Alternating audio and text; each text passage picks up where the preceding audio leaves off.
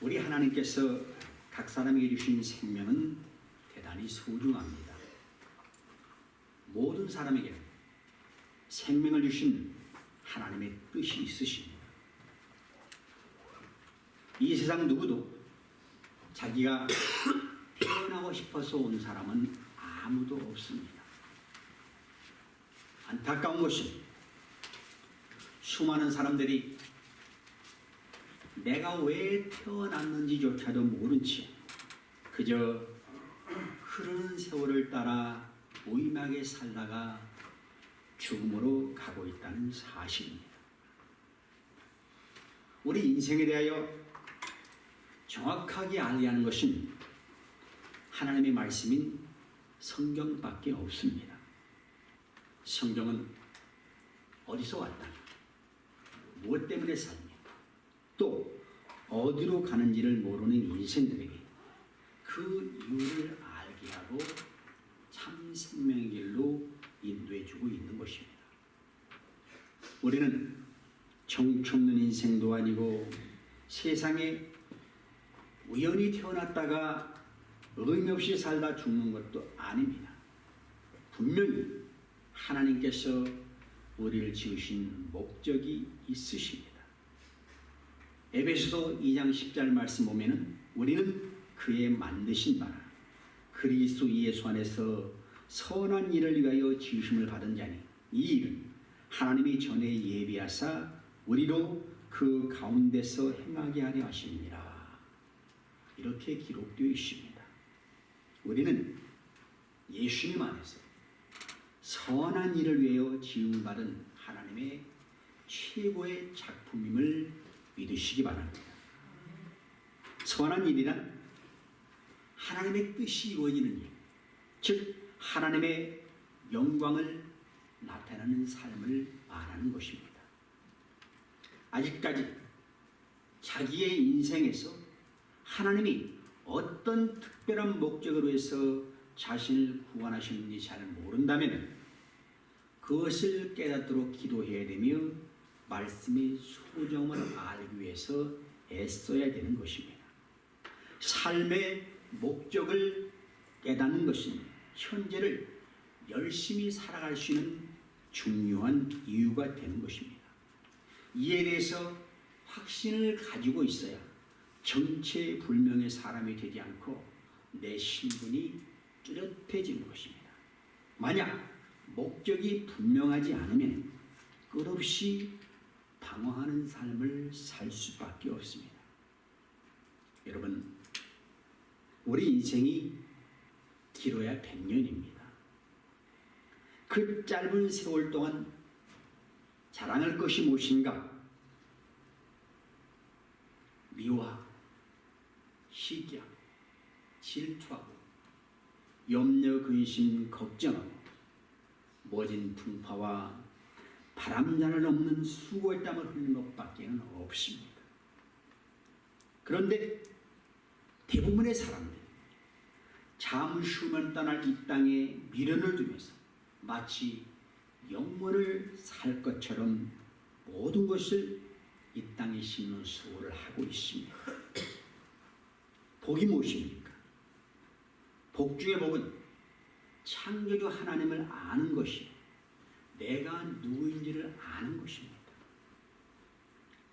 잠시 후면 떠날 이 땅에 미련을 두며 사는 것도 아니고 우리는 정말로 내가 욕심낸다고 이루어지는 것도 아니고 또 욕심내는 것이 이루어진다고 한들 부러울 것도 없는 것이 우리 믿는 사람의 인생인 것입니다. 그 욕심을 쫓아 사느라고 얼마나 많은 고통을 합니까? 오늘 본문 보시기 바랍니다. 16절입니다. 대저 의인은 7번 넘어질지라도 다시 일어나라니와 악인은 재앙으로 말미암아 엎드려지느니라. 그렇게 말씀합니다. 사람이 일생을 사는 동안 누구나 한두 번 이상 넘어지는 경험을 하게 됩니다. 여기서 넘어짐이란 실패와 아픔과 고통을 뜻합니다. 아무리 조심한다고 해도 한두 번 넘어지지 않고 살아온 사람은 없을 것입니다.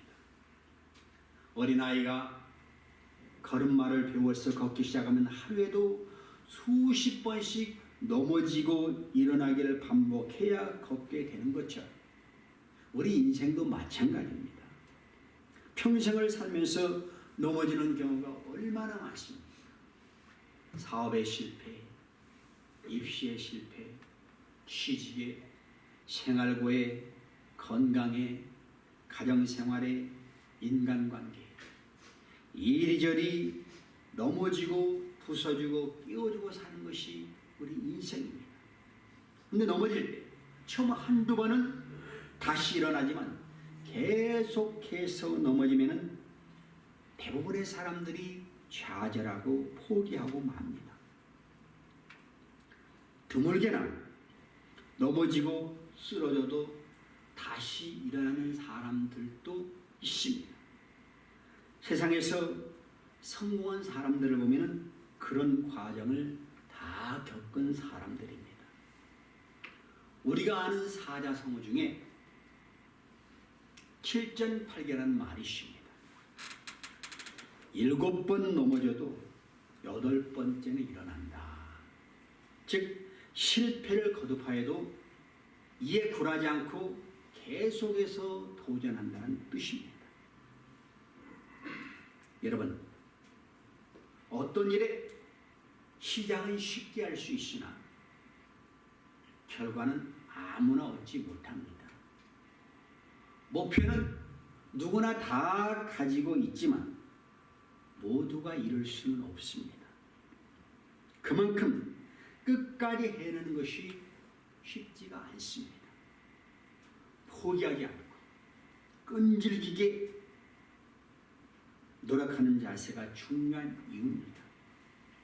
순간순간 부딪히는 자기만의 한계점이 왔을 때에 버틸 수 있는 인내력을 상실하면 목표에 도달할 수가 없습니다. 어려움과 역경에도 포기하지 않고 노력할 때만이 목표를 이룰 수가 있는 것입니다. 오늘 본문 보면 의인과 악인이 대조되고 있습니다. 의인이 누굽니까? 세상에 정말 의인이 있습니까? 로마서 3장 10절 보면 기록된 바 의인은 없나니 하나도 없으며 그렇게 말씀합니다.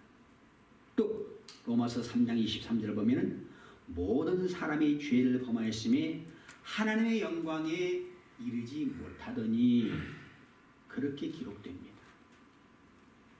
우리 인간이 어떠한 의로운 일을 했다고 한들 거룩하신 하나님 앞에 의인이라고 인정받을 사람은 있을 수가 없습니다. 인간은 날 때부터 아담으로부터 내려오는 죄성을 받으면서 태어나기 때문입니다. 서로 선을 행한다 할지라도 인간은 또 실수를 범할 수밖에 없는 열악한 존재입니다. 전도서 7장 20절 말씀 보면 선을 행하고 전혀 죄를 범하지 아니하는 의인은 세상에 없기 때문이로다. 그렇게 기록이 되어 있습니다. 하나님 앞에 설 수 없는 인생 얼마나 비참합니까? 그러나 하나님께서는 이렇게 완전히 타락한 인생들에게 의롭게 될 수 있는 길을 열어주셨습니다. 우리의 모든 죄악을 예수님께 옮기심으로 우리를 구하시기로 작정하신 것입니다. 이사야 53장 6절 말씀입니다. 우리는 다 양 같아서 그릇 행하여 각기 제 길로 갔거늘 여호와께서는 우리 무리의 죄악을 그에게 담당시키셨도다. 그렇게 말씀합니다. 예수님으로 말미암아 우리 모든 죄악을 대신하여 형벌을 받게 하심으로 우리 죄를 용서하시고 의인으로 삼아 주셨다라는 말씀입니다. 이 사실을 믿고 예수님을 하나님께서 보내신 구속으로 영접하면은 우리가 그 믿음으로 인정함을 받는 것입니다. 로마서 5장 1절 말씀 보면 그러므로 우리가 믿음으로 의롭다 하심을 받았으니 우리 주 예수 그리스도로 말미암아 하나님과 화평을 누리자. 그렇게 기록되어 있습니다. 하나님께서 우리를 사랑하심으로 도저히 소망이 없었던 우리를 위해 하나님 앞에 의롭게 되는 은혜를 선물로 주신 것입니다. 그러므로 우리는 하나님과 교제하고 화평한 생활을 시작하게 된 것입니다. 그 삶은 우리 눈에 보이지 않는 하나님을 알아가는 삶이고 그분의 말씀에 순종하는 삶입니다. 하나님은 이렇게 우리 주님을 믿고 의지하며 살아가는 자들을 의인으로 삼아주십니다. 오늘 우리가 이런 의인의 삶의 최대를 받았고 예수님을 믿음으로 말미암아 하나님께 의롭다 하심을 있게 된 것입니다. 우리는 그 은혜를 잊어서는 안 됩니다. 이제 의인이 된 우리의 삶이 어떻게 전개됩니까? 오늘 말씀 보니까 대저 의인은 7번 넘어질지라도 그렇게 시작이 됩니다. 그러한 의인도 넘어질 수 있다는 사실입니다. 의인이 왜 넘어질까요? 거기에는 다양한 이유가 있습니다. 먼저 악인들이 의인들을 해치기 때문일 수 있습니다. 또 의인들이 계획한 일이 의도한 대로 결과를 내지 못한 경우도 있습니다. 의인이라고 해서 모든 일들이 쉽게 풀리는 것은 아닙니다. 또 하나는 스스로의 범죄함으로 인해서 넘어질 수가 있습니다. 믿음이 연약한 사람은 물론이거니와 신앙의 거인이라는 그런 사람들도 넘어집니다. 믿음의 조상 아브라함이 넘어졌습니다. 당대 의인이라고 했던 노아도 넘어졌습니다. 믿음으로 골리앗을 물리쳤던 다윗도 넘어졌습니다. 예수님과 죽기까지 하겠다고 큰 소리쳤던 베드로도 넘어졌습니다. 이것은 할 수만 있으면 택함 받은 자라도 넘어지게 하는 어둠의 세력이 모든 악한 수단을 다 동원하고 있기 때문에 그렇습니다. 그렇다고 의인이 넘어지는 것을 정당화하라는 것은 아닙니다. 단지 연약한 육신을 입고 있는 한 누구도 넘어짐을 면할 수 없다는 사실을 말하는 것뿐입니다. 더 놀라운 것은 의인이 넘어지되 한두 번이 아니라 7번이라도 넘어질 수 있다는 그런 말입니다. 7이라는 숫자는 성경에서 완전수입니다. 그래서 7번 넘어졌다는 것은 완전히 멸망을 뜻합니다. 그런데 오늘 말씀이 의인은 7번 넘어질 때라도 다시 일어나려니와 그렇게 말씀합니다. 여러분, 의인이란 넘어지지 않는 사람이 아니라 넘어져도 다시 일어나는 사람입니다. 여기 의인이 넘어진다는 말은 여러 가지 의미가 있습니다. 먼저 의인도 어려움을 겪는다는 사실입니다. 우리가 생각할 때는 하나님이 택해 주신 백성이라면 하나님께 복을 받아서 모든 일들이 잘 돼야 된다고 그렇게 믿고 싶습니다. 돈도 잘 벌고 몸도 건강하고 자식들도 다 잘 되고 그런데 아니라는 것. 며칠 전 아는 지인으로부터 전화가 왔습니다. 평소에 건강이 좋지 못한 분인데 요즘 무리해서 갑자기 쓰러졌습니다. 근데 마침 아내가 발견해서 구급차가 왔습니다. 의식이 돌아온 후에 아들이 묻습니다. 아빠, 하나님이 어디 계세요? 그렇게 기도하고 믿음으로 사는데 왜 건강 안 주세요? 나는 이 의심이 사라지기까지 예수님 안 믿었네. 그때 아버지가 말하길, 아들아, 하나님께서 엄마를 통해서 쓰러진 아빠를 발견케 하셨잖아. 이것을 통해서 내가 더 조심하게 되었잖아. 운동도 하고 건강을 지키려고 조심하잖아. 앞으로 이 일을 통해서 어떤 유익이 있을지 모르잖아. 나름대로 설명을 했답니다. 근데 그 설명이 아이에게 얼마나 이해가 되었을지는 모르겠습니다. 분명한 것은 그 사람이 남보다 악해서 쓰러진 것은 아닙니다. 그가 아무리 의로워도 쓰러질 수 있습니다. 넘어진다는 것은 뭔가 걸려서 넘어지는 것인데 그 걸리는 것이 인생의 문제와 고난입니다. 그것을 잘 이겨내지 못하니까 걸려 넘어지는 것입니다. 여러분 기억하시기 바랍니다. 은인에게도 어려움이 있습니다. 한 번만이 아니라 7번이라도 계속해서 넘어집니다. 이 말은 7번만이 아니라 수도 없이 넘어진다는 뜻이에요. 어떻게 보면 의인에게 어려움이 많은 것은 당연한 일입니다. 예수 믿고 의인된 사람은 하나님 앞에 올바르게 살려고 애를 씁니다. 세상 사람들은 다 자기가 원하는 대로 살아갑니다. 근데 의인은 하나님의 말씀에 기준을 가지고 살아갑니다.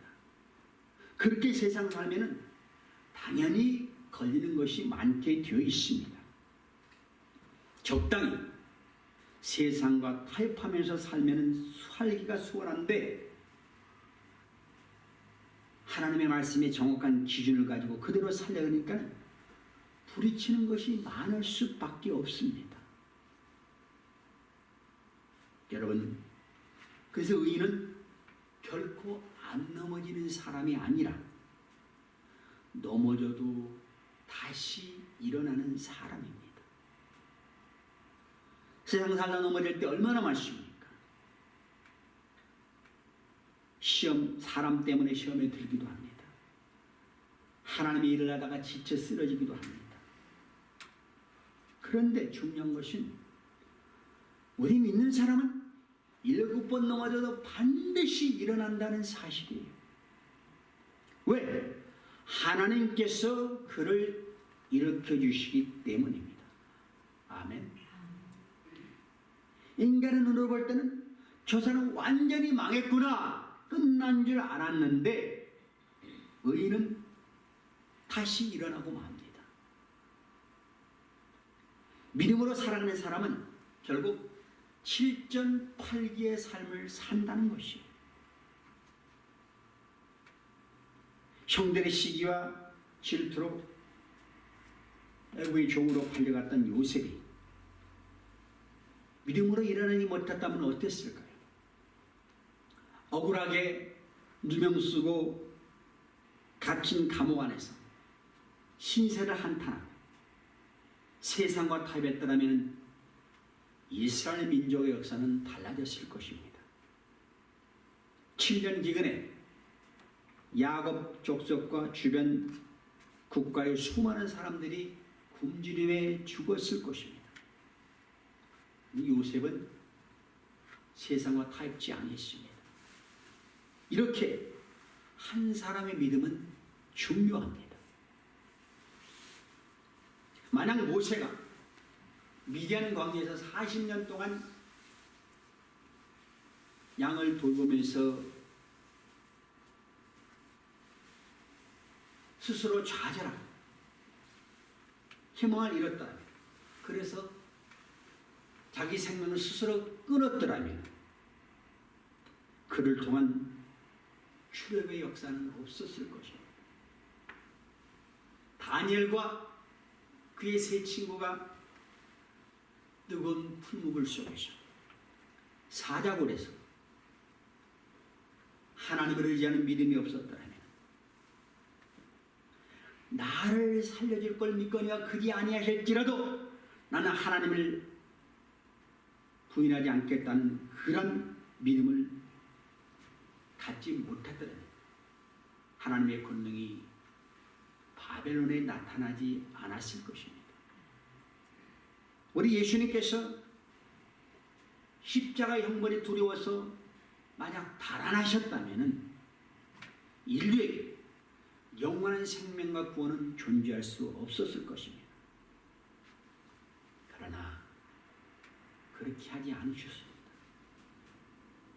사랑하는 성도 여러분, 삶에 어떤 어려움이 있다고 해도 두려워하지 마시기 바랍니다. 믿음의 사람은 하나님이 함께 하십니다. 이사야 41장 10절 보면은 두려워 말라, 내가 너와 함께 함이니라. 놀라지 말라, 나는 네 하나님이 됨이니라. 내가 너를 굳세게 하라.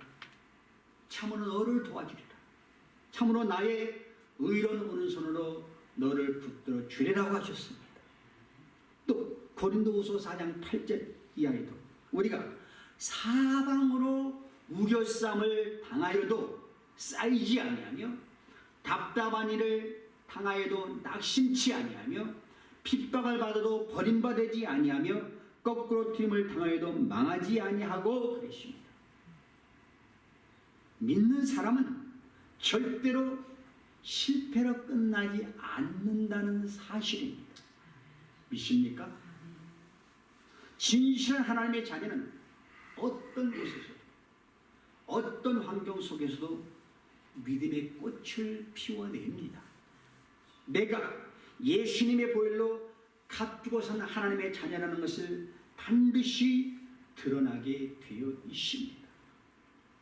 그리고 그렇게 믿음으로 살다가 이 땅의 삶이 닿으면 미련 없이 기쁜 마음으로 하나님 앞에 갑니다. 여러분이 그런 자인 줄로 믿습니다. 인간의 삶에는 다양한 일들이 많이 일어납니다. 어찌 보면은 바람잘 날이 없습니다. 위태한 순간이 얼마나 많습니까? 하루 동안에도 별일이 다 일어납니다. 성공할 때 보면은 실패할 때가 더 많은 것 같아요. 그 믿음이 없으면요, 결국 자기 욕심을 쫓아 살 수밖에 없고, 뜻대로 안 될 때는 절망에 빠지고 무기력해지고 자신감과 의욕을 상실하고 희망 없는 암울한 삶을 보내게 되어 있습니다. 특별히 믿음의 자녀는 세상의 명확한 자들로 말미암아 우리 가는 길에 방해를 받을 때가 많습니다. 그런데 공의의 하나님께서는 반드시 그 악한 자들을 심판하시고 뒤집히는 것을 다시 바로잡고 일으키십니다. 그렇기 때문에 세상이 돌아가고 있는 것이에요. 악이 극도로 날뛰어도 하나님은 그대로 버려두지 아니하시고 때가 되면은 그들을 심판하셔서 하나님의 택함하는 백성을 지키시고 승리케 해주심을 믿으시기 바랍니다. 하나님의 백성이 악에 의해서 공격당해요. 억울함 당해요. 이해할 수 없는 일을 당해도 결국 승리합니다. 어찌 보면 세상에서 악이 승리하는 것 같은데 일시적인 승리는 맞습니다. 예수님도 십자가에 달려 돌아갈 때 악이 승리한 것 같이 보였어요. 그러나 궁극적으로는 결국 믿음이 승리하게 되어 있습니다. 우리는 이런 결론을 이미 알고 있는 사람이기 때문에 오늘도 어려움 속에서도 담대하게 살아갈 수 있는 것입니다. 반면에 악인은 어떻습니까? 악인은 재앙으로 말미암아 엎드러진다 그랬습니다. 왜 이런 차이가 있을까요? 의인은 하나님을 믿지만 악인은 하나님이 아닌 다른 것을 믿습니다. 불신자들의 대부분은 먼저 자기 자신을 믿습니다. 자기 능력을 믿고 자기가 가진 재물을 믿고 자기 배경을 믿습니다. 철저하게 자기의 것을 믿습니다. 그것을 믿고 줄기차게 달려왔습니다. 세상에서 살아남기 위해서 열심히 노력했습니다. 그래도 어려움을 피할 수는 없습니다. 세상 사람 모두가 다 겪는 어려움입니다. 그런데 자기 힘만 믿고 살아온 사람들은 그 어려움을 극복하지 못하면 쓰러집니다. 왜 그렇지요? 자기를 믿고 살아왔는데 믿었던 자기가 무너지니까 더 이상 의지할 데가 없는 것이에요. 근데 의인은 내가 넘어져도 나를 믿고 살아온 게 아니에요. 하나님 믿고 살아왔으니까 그 하나님이 일으켜 주시는 거예요. 그래서 믿음의 성도들에게 넘어지는 것은 실패가 아니라 하나님의 능력을 체험하는 기회라는 것을 우리가 알아야 되는 것입니다. 여러분, 하나님을 의지하여 넘어져도 다시 일어나시기 바랍니다. 아무리 힘들어도 하나님을 바라보면서 다리를 털고 일어나시기 바랍니다. 그런 사람이 최승자가 되는 거예요. 안 믿는 사람은 한두 번 해보고 결국은 다 포기하고 마는데 의인들은 하나님이 또 일으켜줘, 또 일으켜줘, 또 일으켜줘. 결국 남는 사람은 의인들이 때로는 삶이 힘들어서 그냥 포기하고 싶을 수도 있습니다. 이거 다 포기하고 싶어요. 그것은 하나님을 보지 않고 자기 자신이나 또는 환경을 바라보기 때문입니다. 여러분 절대로 그러지 마십시오. 힘들어도 하나님 보면 힘이 생깁니다. 그것은 내 힘이 아닌 하나님이 주시는 힘입니다. 만약 넘어졌다면 다시 하나님 바라보고 준 주신 힘으로 일어나서 승리하시기 바랍니다. 17절입니다. 원수가 넘어질 때 즐거워하지 말고 그거 엎드러질 때에 마음에 기뻐하지 말라. 자, 우리 원수가 있어요. 꼬꾸라졌어요.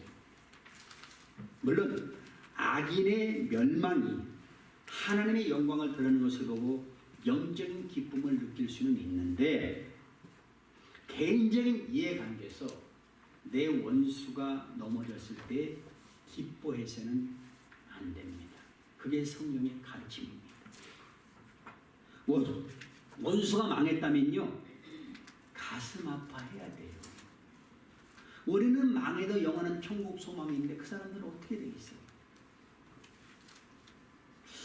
인간적인 차원에서 가장 실천하기 어려운 명령 중에 하나가 원수를 사랑하라, 그 말씀이에요. 분명히 하나님께서는 악인들을 벌하시고 심판하십니다. 그러나 다른 한편으로 그런 악인들의 멸망을 위해서 하나님의 자녀들이 기뻐하는 것은 절대로 하나님의 뜻이 아닙니다. 원수가 넘어질 때 기뻐하면요 내 마음이 점점 더 굳어져요. 우리가 순수한 즐거움을 가져야 마음이 부드러워지지 원수가 넘어지는 거 보고 통쾌한다면 우리의 영적인 상태는 굳어지는 것이요. 그렇기 때문에 원수가 넘어지면 불쌍히 여겨지고 기도해 주라고 하는 것이 성경의 가르침입니다. 죄는 미워도 주인은 미워하지 말라. 그런 말들 많이 하죠. 왜 그렇죠? 그 사람들 하나님의 형상을 따라 지음받은 존재이기 때문에 그렇습니다. 다른 사람이 잘못되는 것을 보고 기뻐하는 것은 옛사람의 죄악된 습성입니다. 하나님께서 공의로 선악간에 심판하시고 판단하시고 갚아주시는데 내 원수가 잘못됐어요. 우리는 그때가 자신을 점검하는 기회로 삼아야 돼요. 내게는 그와 같은 징계를 받을 요소는 없는가? 두려워해야 돼요. 우리 삶 속에 보여지는 믿음의 행위는 강단에서 외치는 감동스러운 설교보다 훨씬 더 힘이 있습니다.